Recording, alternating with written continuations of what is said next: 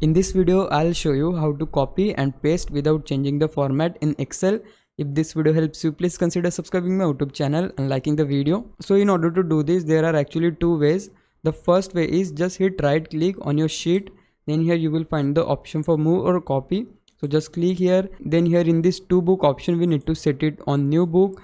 Then tick this box, create a copy, and now click on OK. Now you can see this is the copy of our sheet which we have copied now, and this is the original document right here.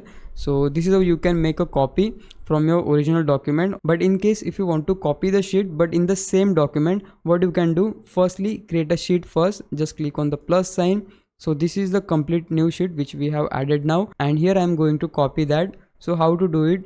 First let me open the sheet here.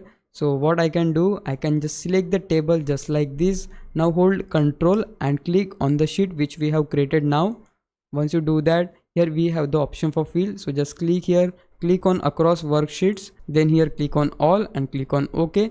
So you can see we have successfully created a copy of our first sheet. So yeah guys, that's how you can make a copy without changing the format in these two ways. Now if you think I was a big help, can you please subscribe me? If you do, I would really appreciate it. But for now, thanks for watching. Bye bye.